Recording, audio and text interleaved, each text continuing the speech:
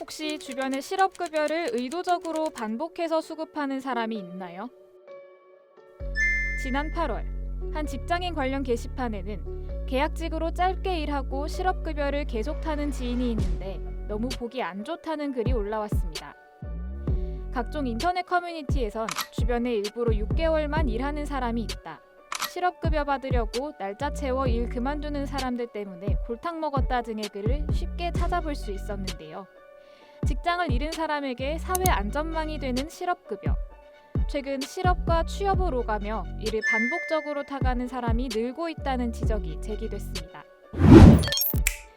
고용노동부에 따르면 코로나19 사태에 따른 고용 충격이 계속되면서 실업급여 지급액은 지난 5월 처음으로 1조 원을 돌파했고 5개월째 1조 원을 웃돌고 있습니다. 실업급여 규모가 급증해 고용보험기금 고갈 우려가 커지는 가운데 반복수급에 대한 문제 제기도 나왔습니다. 더불어민주당 윤준병 의원이 지난달 26일 노동부로부터 제출받은 자료에 따르면 지난 5년간 구직급여를 5회 이상 반복 수급한 사람은 약 1만 3천여 명에 달합니다. 이는 6개월 정도 근무하고 4개월간 구직급여를 받은 뒤 다시 취업해 6개월 일하고 구직급여를 탄 게 5회 이상 발생한 것이라고 윤 의원은 지적했습니다. 구직급여를 지급받고 1년 이내에 재차 신청해 반복 지급받은 수급자는 9만 89명이었으며 이들에게 지급된 금액은 3,634억 원이었죠. 통상 실업급여라 불리는 구직급여는 실직 근로자의 안정적인 생활과 구직활동을 돕기 위해 지급하는 수당을 말합니다. 만약 6개월 동안 고용보험에 가입하고 비자발적 퇴사를 했을 경우 실업급여를 4개월간 받을 수 있습니다. 지급액은 하루 최소 6만 120원이죠. 실업급여를 타려고 다양한 편법도 동원되고 있는 상황.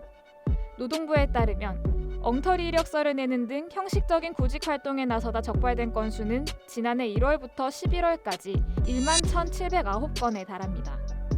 실업급여를 여러 번 받아도 제한이 없다 보니 이를 악용하는 경우가 생겨나고 있다는 비판은 자주 거론되는데요.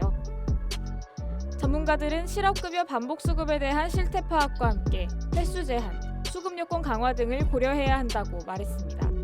법적으로 보면 반복 수급 문제는 불법이라고 볼 수는 없습니다. 그러나 우리가 제도상으로 봤을 때 자급 요건이 지나치게 완화되어 있는 것이 사실이고 급여 액수가 그들이 일할 때 받는 수입에 비해서 상대적으로 높은 것이 사실입니다.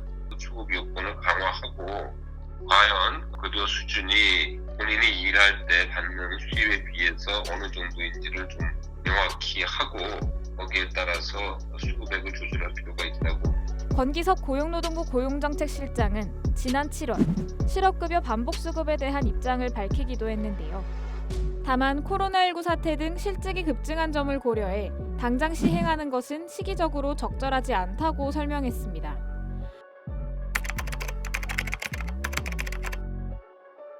실직 상태에 놓여 어려움을 겪는 사람들에게 도움이 되는 실업급여. 잘 운영될 수 있도록 보완이 필요하다는 목소리가 나옵니다.